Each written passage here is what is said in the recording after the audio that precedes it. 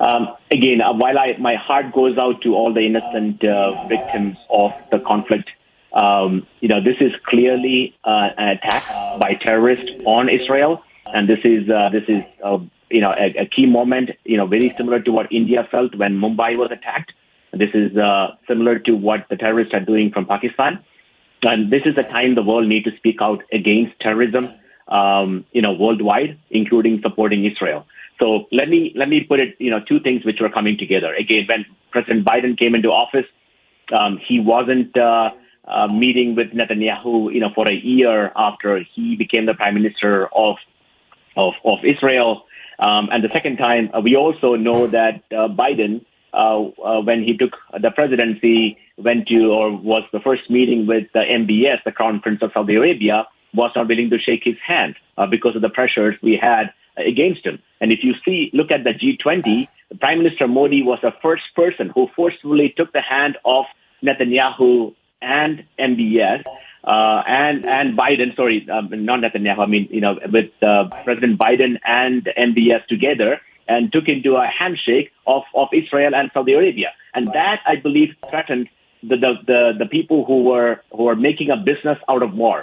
If you've been to Gaza, I've been to Gaza. If you've been to Beirut, you will see how poorly they live. Not because of lack of opportunities, because right across the wall, Israel is very similar to any U.S. cities, and Gaza citizens had the same opportunity they had, but they were kept poor by giving freebies and not given opportunity to work.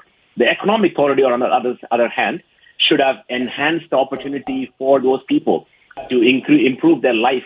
To have jobs and revenue for them, and increase the business opportunities, and any collaboration between Israel and Saudi Arabia, as Mr. Newman correctly pointed out, would have killed this Arab-Israeli conflict into a partnership, and people could be living peacefully together forever. And that is not what Ayatollahs want, and the peace and the corridor is not what China wants. So between the Iranian Ayatollahs and the Chinese money, I believe they planned this, and there's no choice now but India to support.